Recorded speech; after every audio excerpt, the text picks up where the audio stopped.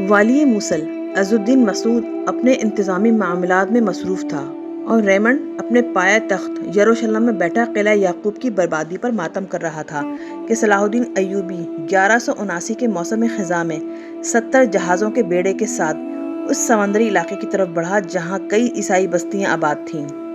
والی مصر نے ان بستیوں کو خوب تاراج کیا اور 1000 نصرانی سپاہی گرفتار کر لیے۔ صلاح الدین ایوبی نے یہ حکمت عملی اس لیے اختیار کی تھی کہ انہی آبی راستوں سے یروشلم کو تازہ فوجی کمک حاصل ہوئی تھی۔ اس علاقے کو پوری طرح تباہ و برباد کرنے کے بعد والی مصر سیفت کے علاقے کی طرف بڑھا۔ اتفاق سے اس سال بارش نہ ہونے کے باعث قحط پڑ گیا اور صلاح الدین ایوبی کو سامان رسد حاصل کرنے میں دشواریاں پیش آنے لگیں۔ آخر بہت غور و فکر کے بعد اس نے پیش قدمی کا منصوبہ ترک کر دیا۔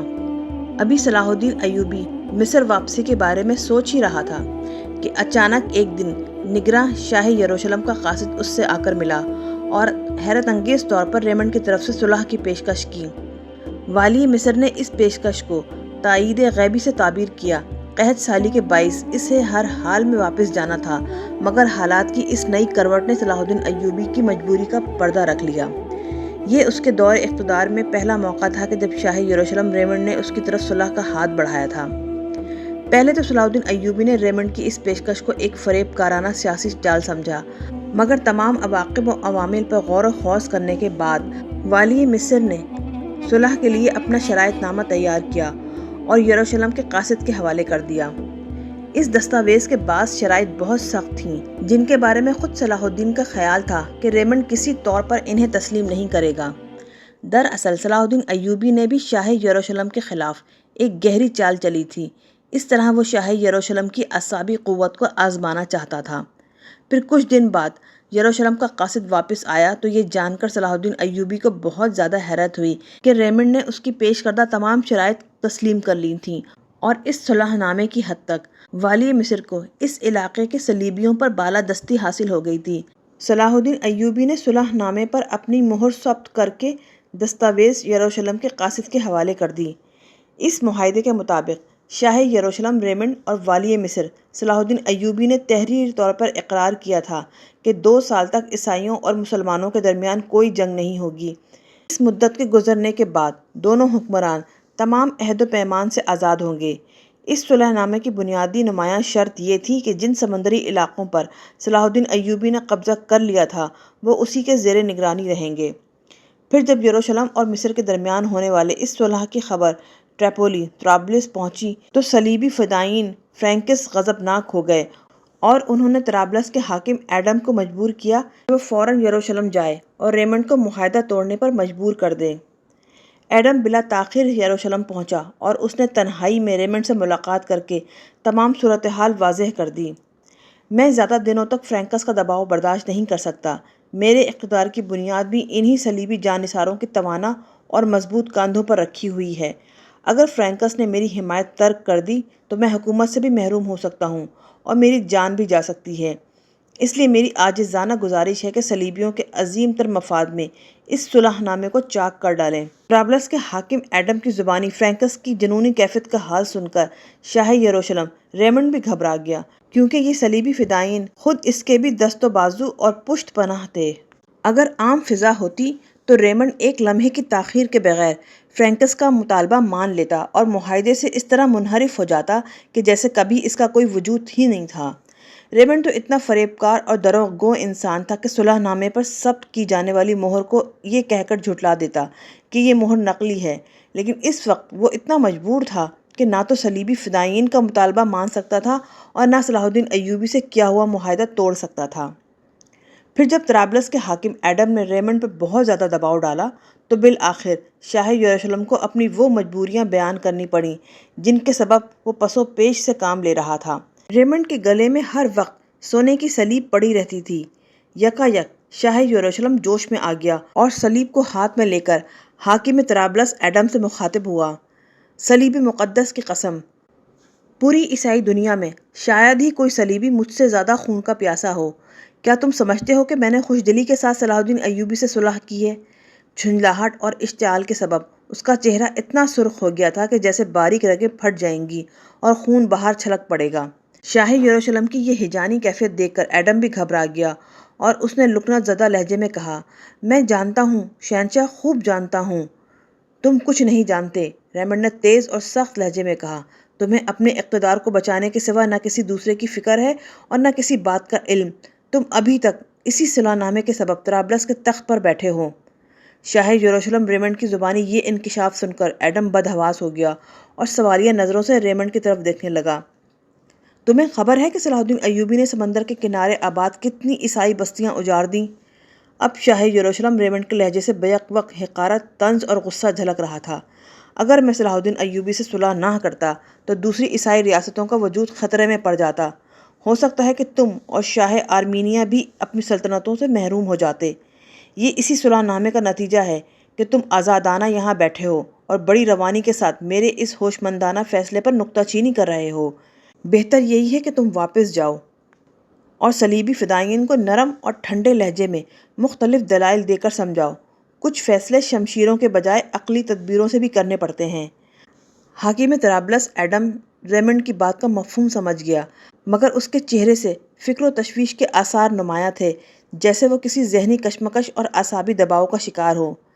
شاہ یروشلم کچھ دیر تک گہری نظروں سے ایڈم کے پریشان چہروں کا جائزہ لیتا رہا، پھر اس نے فرینکس کی طرف اٹھنے والے ممکنہ طوفان کو روکنے کے لیے اپنی دوسری اور سب سے بڑی مجبوری بھی بیان کر دی۔ ایڈم، میری بات بہت غور سے سنو۔ حاکم طرابلس جو خیالات کی دنیا میں کھویا ہوا تھا، شاہ یروشلم کی آواز سن کر تصورات کے حصار سے باہر نکل آیا اور بڑی بے چارگی کے انداز میں ریمنڈ کا منہ دیکھنے لگا۔ شاہ یروشلم آگے کی طرف جھکا اور سرگوشی کے انداز میں ایڈم سے کہنے لگا، پہلے قسم کھاؤ کہ یہ راز میرے اور تمہارے درمیان ہی رہے گا، کیونکہ ایک حاکم ہی دوسرے حاکم کی مجبوریوں کو بخوبی سمجھ سکتا ہے۔ اگر حکمرانوں کی کوتاہی سے کچھ راز رعایا کے سامنے آ جائیں تو اس کے بڑے خوفناک نتائج برآمد ہوتے ہیں۔ ریمنڈ کی بات سن کر ایڈم کی حیرت و پریشانی میں مزید اضافہ ہو گیا۔ پھر بھی اس نے مقدس باپ اور بیٹے کو درمیان میں لا کر قسم کھا لی کہ یہ راز اس کے ساتھ ہی قبر میں دفن ہو جائے گا۔ یہ بھی بس ایک رسمی مظاہرہ تھا، ورنہ عیسائی حکمرانوں کے نزدیک قسم بھی ایک زہریلا اور خطرناک ہتھیار تھا جسے وہ دشمن کو دھوکہ دینے کے لیے بڑی کثرت سے استعمال کرتے تھے۔ بہرحال ایڈم سے قسم لینے کے بعد ریمنڈ نے اپنی اس مجبوری کی تفصیلات بتانی شروع کر دیں جس کے باعث اسے والی مصر صلاح الدین ایوبی کے سامنے گھٹنے ٹیکنے پڑے تھے، اور جس صلح نامے کو صلیبی فدائیین نے انتہائی ذلت و آمیز اور شرمناک معاہدہ قرار دیا تھا۔ فرینکس کے بقول شاہ یروشلم ریمنڈ نے اس صلح نامے کے ذریعے پوری عیسائی دنیا کی ناک کٹوا دی تھی اور صلیبیوں کی عزت و ناموس کو مصر کے چوراہے پر انتہائی سستے داموں نیلام کر دیا تھا۔ تمہیں معلوم ہے ایڈم کہ عیسائی دنیا اس وقت کیسے سنگین سیاسی بحران سے گزر رہی ہے؟ شاہ یروشلم ریمنڈ نے ایک ایک لفظ پر زور دیتے ہوئے کہا۔ ریمنڈ کی بات سن کر ایڈم ہمتاً گوش ہو گیا۔ تم اچھی طرح جانتے ہو کہ فرانس کے شہنشاہ لوئس ہفتم انتقال کر چکے ہیں اور ان کی جگہ فلپ آگسٹس تخت نشین ہوا ہے۔ میں نے سنا ہے کہ فلپ ایک خالص دنیا دار اور عیش پرست شہنشاہ ہے، اسے مذہب سے کوئی دلچسپی نہیں۔ میں نے کئی بار اپنے قاصد کو اس پیغام کے ساتھ فرانس بھیجا کہ یروشلم کو سخت مالی معاونت کی ضرورت ہے، مگر شہنشاہ فلپ نے یہ کہہ کر ٹال دیا کہ ابھی وہ اپنی سلطنت کے انتظامی امور میں بے حد مصروف ہے۔ جب حکومت کے ضروری منصوبے تکمیل تک پہنچ جائیں گے تو یروشلم کی طرف بھی دیکھا جائے گا۔ یہ کہتے کہتے ریمنڈ کے چہرے پر نفرت اور غصے کا رنگ ابھر آیا۔ خداوند خدا، شہنشاہ لوئس سے راضی ہو کہ وہ جب تک زندہ رہے صلیبیوں کی بے پناہ مدد کرتے رہے۔ شہنشاہ فلپ سے میری بڑی امیدیں وابستہ تھیں، مگر اس کا طرز عمل دیکھ کر مجھے یوں محسوس ہوتا ہے کہ جیسے شہنشاہ لوئس کی موت کے بعد یروشلم یتیم ہو گیا ہے۔ یہ کہہ کر ریمنڈ کچھ دیر کے لیے خاموش ہو گیا۔ اب اس کے چہرے پر فکر و پریشانی کے آثار صاف نظر آ رہے تھے۔ یہ انکشاف سن کر حاکم طرابلس ایڈم بھی بدحواس ہو گیا، کیونکہ اس کی ریاست بھی یورپ کے بڑے بڑے شہنشاہوں کے مالی مدد پر قائم تھی۔ صرف یہی نہیں، شاہ قسطنطنیہ الیکسی دوم بھی ہماری مالی امداد اور فوجی مدد سے ہاتھ کھینچ چکا ہے۔ ریمنڈ نے دوسرا خوفناک انکشاف کرتے ہوئے کہا۔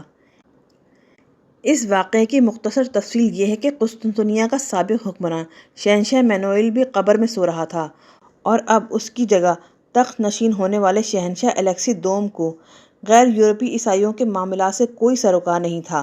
وہ اپنی ذات اور حدود سلطنت میں مگن رہنے والا حکمران تھا۔ اس کے برعکس مرحوم شہنشاہ مینوئل نہ صرف انتہائی متعصب عیسائی حاکم تھا بلکہ صلیبی جنگوں کے سلسلے میں سب سے زیادہ پرجوش اور سرگرم بھی تھا۔ دوسری صلیبی جنگ میں اس نے اپنے بیشتر وسائل عیسائی افواج کے لیے وقف کر دیے تھے۔ یہ دونوں اہم ترین واقعات سنانے کے بعد شہنشاہ ریمنڈ نے ایڈم کو مخاطب کرتے ہوئے کہا، یہ ہے وہ سب سے بڑی مجبوری جس کے تحت میں نے صلاح الدین ایوبی سے 2 سال کے لیے صلح کر لی ہے۔ عام اسلامی اور عیسائی دنیا اسے صلح ہی سمجھے گی، مگر میرے نزدیک یہ ایک عارضی مہلت ہے۔ عارضی مہلت؟ ایڈم فوری طور پہ شاہ یروشلم کی بات کا مفہوم سمجھنے سے قاصر رہا تھا۔ یہ عارضی مہلت اس لیے ہے کہ ہم ایشیائی عیسائی اپنی صفوں کو دوبارہ منظم اور مضبوط کر سکیں۔ شاہ ریمنڈ نے عارضی مہلت کی وضاحت کرتے ہوئے کہا، وہ تو ہم صلیبیوں پر خداوند خدا کا خاص کرم ہے کہ مسلمان حکمران آپس میں لڑ رہے ہیں، ورنہ اگر وہ متحد ہو کر ہم پر حملہ کر دیں تو یروشلم بیت المقدس بڑی آسانی کے ساتھ ان کے قبضے میں چلا جائے گا اور اس علاقے میں ہم صلیبیوں کا وجود تک مٹ جائے گا۔ خیر، مسلمان اب تو کبھی متحد نہیں ہوں گے۔ حاکم طرابلس، ایڈم نے مسکراتے ہوئے کہا، ہم نے ان کی صفوں میں اتنی گہری دراریں ڈال دی ہیں جو کبھی نہیں بھر سکیں گی۔ ایڈم، اس غلط فہمی میں ہرگز مت رہنا، ریمنڈ نے پرجوش لہجے میں کہا۔ ان کے پاس ایک خاص طلسم ہے جسے استعمال کر کے مسلمان ہاری ہوئی جنگ بھی جیت لیتے ہیں۔ کیسا طلسم؟ ایڈم نے ایک بار پھر چونک کر کہا۔ اللہ اکبر کا نعرہ، شاہ یروشلم ریمنڈ نے جواب دیا، یہی وہ طلسم ہے جو مسلمانوں کو کسی بھی وقت متحد کر سکتا ہے۔ سلطان نور الدین زنگی نے اسی طلسم کے ذریعے دوسری صلیبی جنگ میں ناممکن اور ناقابل یقین فتح حاصل کی تھی۔ اگرچہ یہ مبالغہ آرائی ہے، لیکن میں نے تو اپنے ہم مذہبوں کی زبانی یہاں تک یہ بھی سنا ہے کہ اس نعرے کے اثر سے مردہ مسلمان سپاہی بھی جی اٹھتے ہیں اور دوبارہ صلیبیوں کے خلاف جنگ شروع کر دیتے ہیں۔ یہ کہتے کہتے شاہ یروشلم ریمنڈ کے چہرے پر بھی خوف و ہراس کی جھلک نظر آنے لگی۔ یہ تو مقدس باپ کی خاص رحمت ہے کہ سلطان نور الدین زنگی جلد ہی مر گیا اور اس کے تمام جانشین مسلمانوں کے اس مخصوص طلسم سے بے خبر ہیں، مگر سلطان کا غلام صلاح الدین ایوبی اس طلسم کا استعمال کر کے مسلسل فتوحات حاصل کر رہا ہے۔ بس مجھے اسی سے خطرہ ہے۔ خداوند خدا وہ وقت نہ لائے کہ والی مصر پورے عالم اسلام میں یہ طلسم پھونک دے۔ حاکم طرابلس، ایڈم ریمنڈ کی زبانی یہ انکشافات سن کر حیران ہی نہیں، بہت زیادہ پریشان بھی ہو گیا تھا۔ حالات کے اس پس منظر میں صلاح الدین ایوبی سے صلح کر لینا ایک مناسب اقدام ہی نہیں تھا، ایشیائی عیسائیوں کی اہم ترین ضرورت بھی تھا۔ میں شہنشاہ کی ذہانت و فراست کو سلام کرتا ہوں کہ آپ کے تدبر نے صلیبیوں پر سے ایک بہت ہی گراں وقت ٹال دیا۔ ایڈم نے ریمنڈ کی عاقبت اندیشی اور پیش بینی کی تعریف کرتے ہوئے کہا، مجھے خوشی ہوئی کہ تم نے کسی جذباتی مظاہرے کے بجائے ہوش مندی کا ثبوت دیا۔ شاہ یروشلم ریمنڈ نے پرجوش لہجے میں کہا، میری آزمائش تو ختم ہوئی، مگر اب تمہارا سخت امتحان شروع ہونے والا ہے۔ تم صلیبی مقدس کے سائے میں طرابلس واپس جاؤ اور اس آگ کو عقل کے چھینٹوں سے بجھاؤ جو فرینکس کے دلوں میں بھڑک رہی ہے، اور انہیں یقین دلاؤ کہ مناسب وقت آتے ہی یہ معاہدہ توڑ دیا جائے گا اور اس کی ابتدا میری طرف سے ہوگی۔ ایڈم نے طرابلس واپس جا کر فرینکس کے سالار آئرس کو اپنے محل کے ایک مخصوص کمرے میں بلا کر شاہ یروشلم سے ہونے والی گفتگو کی ساری تفصیلات ظاہر کر دیں، سوائے ان باتوں کے جن کو پردہ راز میں رکھنے کے لیے ایڈم نے صلیب مقدس کی قسم کھائی تھی۔ فرینکس کا سالار آئرس ایڈم سے ہونے والی بات چیت کے دوران مکمل طور پر خاموش رہا تھا، مگر آہستہ آہستہ اس کی پیشانی پر شکنیں ابھر رہی تھیں جو ناپسندیدگی اور ناگواری کی کھلی علامت تھیں۔ پھر جب حاکم طرابلس کی زبان سے آخری الفاظ ادا ہوئے تو سالار آئرس کا پورا ماتھا گہری لکیروں سے بھر گیا۔ پھر اس نے انتہائی تلخ لہجے میں ایڈم کو مخاطب کرتے ہوئے کہا، یا تو آپ ہم فدائین کے جذبات کی شدت کو سمجھ نہیں سکے یا پھر شاہ یروشلم کو سمجھا نہیں سکے۔ یہ کہتا ہوا سالار آئرس اٹھ کھڑا ہوا۔ اس کے چہرے پر ابھرے ہوئے ناپسندیدگی کے تاثرات صاف ظاہر ہو رہے تھے کہ آئرس نے ریمنڈ اور ایڈم دونوں کی تجاویز کو مسترد کر دیا تھا۔ صلیبی فدائین کے سربراہ کا یہ طرز عمل دیکھ کر ایڈم پریشان ہو گیا اور خود بھی گھبرا کر کھڑا ہو گیا۔ میں اور شاہ یروشلم یہ چاہتے ہیں کہ فی الوقت جذبات کے بجائے ہوش سے کام لینا چاہیے۔ ابھی ایڈم کی بات مکمل بھی نہیں ہوئی تھی کہ سالار آئرس درمیان ہی میں بول اٹھا، ہم فدائین کے پاس جذبوں کے سوا کچھ نہیں۔ اگر آپ ہمارا مطالبہ تسلیم نہیں کرتے تو براہ کرم اسی وقت طرابلس کا تخت چھوڑ دیجیے۔ ہم اس پر کسی ایسے شخص کو لا کر بٹھا دیں گے جو ہمارے جذبات کی زبان سمجھتا ہو۔ یہ کہہ کر سالار آئرس تیزی سے جانے لگا۔ اپنے اقتدار کی بساط الٹتے دیکھ کر حاکم طرابلس بہت تیزی سے آگے بڑھا اور اس نے پیچھے سے اس شخص کے کندھے پہ ہاتھ رکھ دیا جو خود اپنی ذات میں محض ایک فدائی تھا، مگر اس کی حیثیت ایک بادشاہ گر کی تھی۔ آئرس، میں تمہارے مطالبے سے سرے منہ بھی انحراف نہیں کر سکتا۔ اگر تم کہو تو میں دوبارہ یروشلم جا کر شاہ ریمنڈ سے بات کرنے کے لیے تیار ہوں۔ ایڈم کی آواز سے انتہائی عاجزی جھلک رہی تھی، جیسے وہ آئرس کا ماتحت ہو اور ایک غلام اپنے آقا سے التجا کر رہا ہو۔ فرینکس کا سالار آئرس بڑی شان اور غرور سے مڑا۔ اس کی آنکھوں میں ایک خونخوار چمک تھی، جیسے کوئی درندہ اپنے شکار پر جھپٹنے کا ارادہ کر رہا ہو۔ آپ اپنے عہد پہ قائم رہیں، میں شاہ یروشلم سے اپنے معاملات خود طے کر لوں گا۔ یہ کہہ کر سالار آئرس شاہانہ انداز میں چلتا ہوا کمرے سے نکل گیا۔ حاکم طرابلس ایڈم نے سردار آئرس کی خوشامد کر کے وقتی طور پہ اپنا اقتدار بچا لیا تھا، مگر وہ اس وقت سے خوفزدہ تھا جب اسے شاہ یروشلم اور فدائین کے سالار آئرس میں سے کسی ایک کا انتخاب کرنا پڑے گا، کیونکہ دو کشتیوں میں سوار ہونے والوں کا انجام غرقابی کے سوا کچھ نہیں ہوتا۔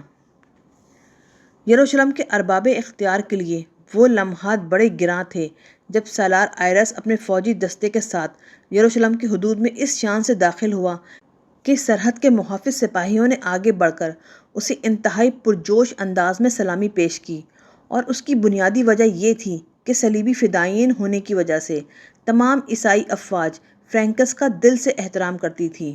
جب ریمنڈ نے سالار آئرس کی آمد کی خبر سنی تو وہ بھی گھبرا گیا۔ اس کے شاطر اور عیار ذہن نے فوراً ہی اندازہ کر لیا کہ صورتحال بگڑ گئی ہے، ورنہ فدائین کا قائد اس طرح خاموشی سے یروشلم میں داخل نہ ہوتا۔ اگرچہ ریمنڈ کو سالار آئرس کی آمد شدید ناگوار گزری تھی، لیکن اس نے سیاست کا انتہائی ریاکارانہ حربہ اختیار کرتے ہوئے محل کے دروازے پر آ کر آئرس کا استقبال کیا۔ خوش آمدید میرے عظیم مجاہد، خوش آمدید۔ یہ کہہ کر ریمنڈ زبردستی آئرس کے گلے لگ گیا، مگر دیکھنے والوں نے یہ بھی دیکھا کہ سالار آئرس کا چہرہ ہر جذبے سے عاری اور ہر تاثر سے خالی تھا۔ وہ ایک چٹان کی طرح سخت نظر آ رہا تھا۔ پھر جب ریمنڈ نے اسے اپنے شبستان خاص میں لے جانا چاہا تو آئرس نے انتہائی بے رخی کا مظاہرہ کرتے ہوئے کہا، میں اس وقت آپ کا مہمان نہیں، اپنے حقیقی شہنشاہ کی عیادت اور دیدار کے لیے حاضر ہوا ہوں۔ شام ہونے سے پہلے طرابلس واپس چلا جاؤں گا۔ یہ کہہ کر آئرس محل کی طویل راہداری سے آگے بڑھا۔ ریمنڈ اپنے غصے کو سینے میں دبائے انتہائی نفرت آمیز نگاہوں سے سالار آئرس کو دیکھتا رہا۔ اب اسے پورا یقین ہو گیا تھا کہ آئرس ایک نئے طوفان کی علامت بن کر محل میں داخل ہوا ہے، اس لیے ریمنڈ فوری طور پہ اس طوفان کو تباہی سے بچانے کے لیے اپنے خیالوں میں مضبوط بند باندھنے لگا تھا۔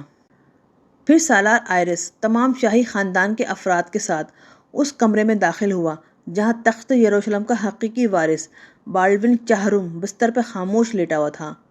اس وقت بالڈون چہرم کی عمر 19 سال تھی، یعنی بھرپور شباب کا عالم، مگر اب بالڈون کے لیے جوانی اور بڑھاپا کوئی حیثیت نہیں رکھتے تھے، کیونکہ کوڑھ کا موذی مرض اس کے پورے جسم میں سرایت کر گیا تھا۔ نتیجتاً بالڈون کا چہرہ مسخ ہونے لگا تھا اور ہاتھ پاؤں کی انگلیاں گلنی شروع ہو گئی تھیں۔ اس عیب کو چھپانے کے لیے بالڈون کے دونوں ہاتھوں اور پیروں پر ریشمی کپڑوں کی پٹیاں لپیٹ دی گئی تھیں۔ فرینکس کے سالار آئرس نے بڑے والہانہ انداز میں اپنے شہنشاہ بالڈون کو سلامی پیش کی۔ بالڈون بہت خوش ہوا اور بستر پر اٹھ کر بیٹھ گیا۔ سالار آئرس چند قدم آگے بڑھا اور اس نے اپنی تلوار بالڈون کے قدموں میں رکھ دی۔ بالڈون فدائین کے قائد کے اس جانثارانہ انداز سے بہت خوش ہوا اور اس نے پرجوش انداز میں سالار آئرس کے سر پر ہاتھ رکھتے ہوئے کہا، مجھے تمہاری اور تمام فرینکس کے سرفروشی پر ناز ہے۔ یہ کہہ کر شہنشاہ بالڈون چہرم اپنی ماں سے مخاطب ہوا، سالار آئرس کو قیمتی انعامات سے سرفراز کیا جائے۔ میرے لیے سب سے بڑا انعام یہی ہے کہ تمام فرینکس کے سروں پر تادیر شہنشاہ کے دست مہربان کا سایہ قائم رہے۔ یہ کہہ کر سالار آئرس نے شہنشاہ بالڈون کے سامنے صلاح الدین ایوبی اور ریمنڈ کے درمیان ہونے والے صلح نامے کی تمام تفصیلات ظاہر کر دیں اور اس کے ساتھ ہی بڑے پرسوز لہجے میں فریاد کرنے لگا، میں اور میرے ساتھی اس شرمناک معاہدے سے اس قدر دل برداشتہ ہوئے ہیں کہ اس کیفیت کو الفاظ میں بیان نہیں کیا جا سکتا۔ اس لیے میں شہنشاہ کی بخشی ہوئی تلوار واپس کرنے آیا ہوں۔ خداوند خدا ہمارے اس گناہ عظیم کو معاف کرے کہ ہم اس کے پاک مکان بیت المقدس کی حفاظت نہیں کر سکتے۔ سالار آئرس کی زبان سے ادا ہونے والے الفاظ کسی زلزلے سے کم نہیں تھے۔ شہنشاہ بالڈون چہرم کے ساتھ شاہی خاندان کے تمام افراد پر کچھ دیر کے لیے سکتہ سا طاری ہو گیا۔ پھر جب کچھ دیر بعد سکوت کی یہ کیفیت زائل ہوئی تو شہنشاہ بالڈون کی ماں نے سالار آئرس سے پوچھا، آخر اس ذلت و رسوائی کا ازالہ کیوں کر ہو سکتا ہے؟ اس صلح نامے کو چاک کر کے صلاح الدین ایوبی کے پاس بھیج دیا جائے۔ سالار آئرس نے ایک ایک لفظ پر زور دیتے ہوئے کہا، اگر ریمنڈ اپنے ہاتھوں سے یہ فریضہ انجام نہیں دیتا تو شہنشاہ اسے برطرف کر کے یروشلم کا نیا نگران مقرر کریں جو صلیبیوں کی برباد شدہ عزت کو بحال کر سکے۔ پھر اسی وقت ریمنڈ کو اسی کمرے میں طلب کر لیا گیا۔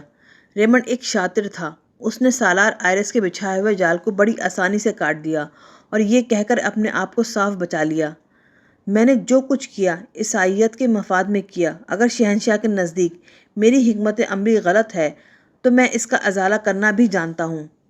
یہ کہہ کر ریمنڈ تیزی کے ساتھ کمرے سے نکل گیا۔ پھر جب وہ واپس آیا تو اس کے ہاتھ میں صلاح الدین ایوبی سے کیے جانے والے صلح نامے کی دستاویز تھیں۔ ریمنڈ تیزی سے آگے بڑھا اور اس نے دستاویز کے ٹکڑے ٹکڑے کر کے شہنشاہ بالڈون کے قدموں میں رکھ دیے جہاں پہلے سے سالار آئرس کی تلوار موجود تھی۔ پھر اس نے بڑے پرجوش لہجے میں کہا، خاندان شاہی کی عزت و ناموس پر میری عقل، سیاست، تدبر، یہاں تک کہ پوری ذات قربان، شہنشاہ میری جگہ کسی دوسرے خادم کا انتخاب کر لیں۔ یہ کہہ کر ریمنڈ جیسے ہی جانے کے لیے مڑا، سالار آئرس نے اسے مخاطب کر کے کہا، اب آپ کے اور فرینکس کے درمیان کوئی جھگڑا نہیں۔ اس چاک شدہ دستاویز کو صلاح الدین ایوبی کے پاس بھجوا دیں اور اس کے ساتھ ہی یہ بھی تحریر کر دیں کہ صلیبی فدائیین کو ایسا کوئی معاہدہ منظور نہیں۔ ریمنڈ نے بڑی ذہانت سے فرینکس کے سالار آئرس کی چال اسی پر الٹ دی اور اپنا اقتدار بچا لیا تھا۔ پھر اچانک اسے ایک نئے اندیشے نے گھیر لیا۔ صلح نامہ چاک کرنے کا صلاح الدین ایوبی پر کیا رد عمل ہوگا؟ والی مصر اسے اپنی توہین بھی قرار دے سکتا ہے۔ یہ ایک مشکل ترین صورتحال تھی، مگر کچھ دیر بعد ریمنڈ کے شاطر ذہن نے اس پیچیدہ مسئلے کا حل بھی تلاش کر لیا۔ چاک شدہ دستاویز صلاح الدین ایوبی کو بھیجنے کی ضرورت ہی کیا ہے؟ ریمنڈ نے مسکراتے ہوئے خود کلامی کے انداز میں کہا، دستاویز کے یہ ٹکڑے تو شہنشاہ بالڈون اور سالار آئرس کے مطمئن کرنے کے لیے کیے گئے تھے۔ اب والی مصر کو یہ کون بتائے گا کہ یروشلم کے محل میں کیا واقعہ پیش آیا تھا؟ یہ کہہ کر ریمنڈ نے ایک فاتحانہ قہقہہ لگایا۔ اس نے فرینکس کے سالار کو ہر زاویے سے شکست دے دی تھی۔ اپنی اس کامیابی کی خوشی میں ریمنڈ نے جی بھر کے شراب پی اور سکون کی گہری نیند سو گیا۔ سالار آئرس کے منصوبے کو ناکام بنانے اور سیاسی چالیں سوچنے میں آدھی سے زیادہ رات گزر گئی تھی، اس لیے ریمنڈ دیر تک سونے کا ارادہ رکھتا تھا، مگر اس کی یہ خواہش پوری نہ ہو سکی۔ اچانک ریمنڈ کو محسوس ہوا جیسے کوئی اسے جھنجھوڑ رہا ہے اور زور زور سے کہہ رہا ہے، اٹھو شہنشاہ، جلدی اٹھو۔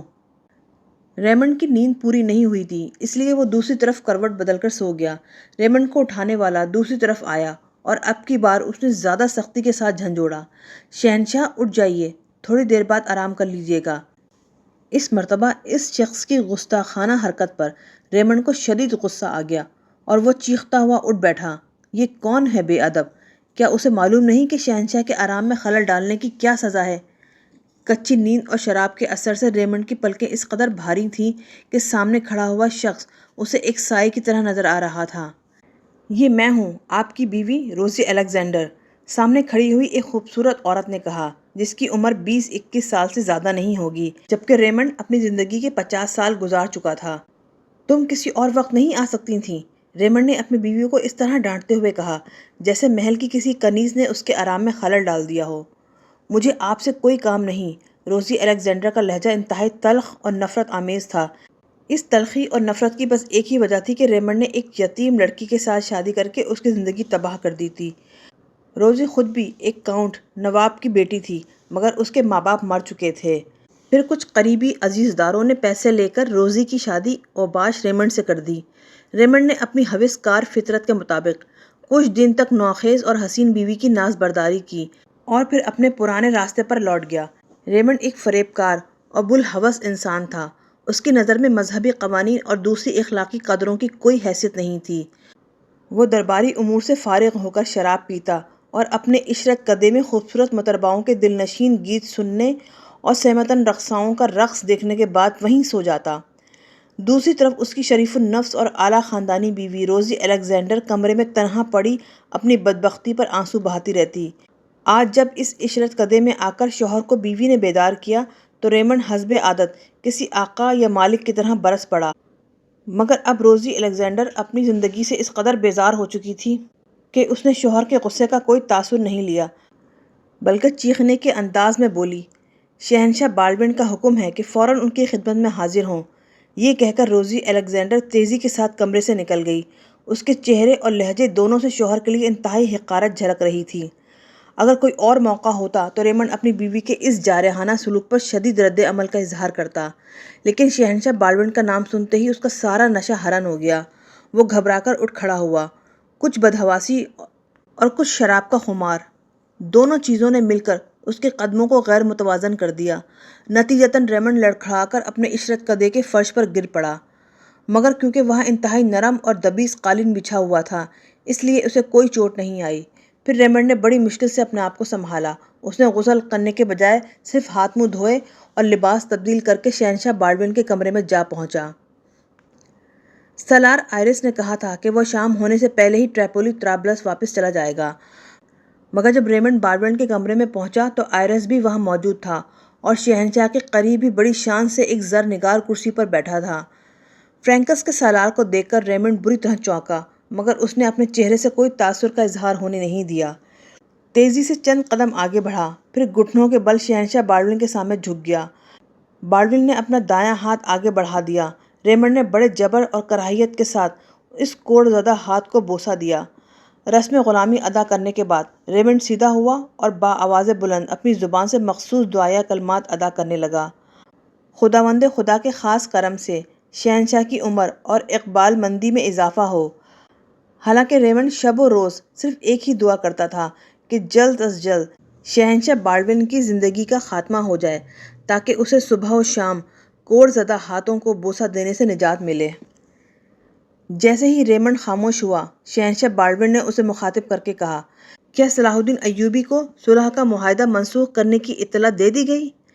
ریمنڈ نے بالڈون کے اس سوال کو ایک عام سی بات سمجھا اور پھر بے نیازانہ انداز میں کہنے لگا، شہنشاہ ایسی کیا جلدی ہے؟ آج کل میں اس اقدام کی والی مصر کو خبر دے دی جائے گی، مگر مجھے بہت عجلت ہے اس لیے کہ میرے فدائین اس شرمناک معاہدے کا جواب دینے کے لیے بے قرار و مضطرب ہیں۔ تم اسی وقت نئی دستاویز تیار کرو اور صلح نامے کے ٹکڑے میرے پاس لے آؤ۔ شہنشاہ بالڈون کے لہجے سے تحکم بھی نمایاں تھا اور تلخی بھی۔ اب ریمنڈ کی سمجھ میں سب کچھ آ گیا تھا۔ یروشلم کے محل میں سالار آئرس کی موجودگی بتا رہی تھی کہ کوئی اور نیا گل کھلنے والا ہے۔ ریمنڈ کے ذہن میں آندھیاں سی چل رہی تھیں۔ وہ لڑکھڑاتے قدموں کے ساتھ بالڈون کے کمرے سے نکل کر چلا گیا۔ پھر جب وہ میر منشی سے نئی دستاویز لکھوا رہا تھا تو اس نے دل ہی دل میں قسم کھائی کہ وہ فرینکس کے سیاسی قوت کو ختم کر کے ہی دم لے گا، کیونکہ صلیبی فدائین کے ہوتے ہوئے یروشلم پر مکمل آزادی کے ساتھ حکومت نہیں کی جا سکتی۔ سیاست بھی عجیب شے ہے کہ وہ ذاتی مفادات کے سامنے کسی حوالے یا رشتے کا لحاظ نہیں کرتی۔ یہ فرینکس کی خون آشام تلواریں ہی تھیں جو ریمنڈ کو اقتدار میں لائیں تھیں، ورنہ وہ سلطان نور الدین زنگی کی قید میں پڑا ہوا ایک شکست خوردہ انسان تھا۔ آج وہی ریمنڈ اپنے محسن فرینکس کی بنیادیں کھودنے کا منصوبہ بنا رہا تھا۔ نئی دستاویز کئی بار لکھی گئی۔ ریمنڈ معاہدہ شکنی کے لیے نرم اور مبہم الفاظ لکھوانا چاہتا تھا تاکہ اس کی طرف سے براہ راست صلاح الدین ایوبی کی مخالفت کا اظہار نہ ہو، مگر سالار آئرس نے مداخلت کی اور ایسے سخت الفاظ استعمال کروائے جن سے مسلمانوں کی کمزوری اور صلیبیوں کی برتری نمایاں ہوتی تھی۔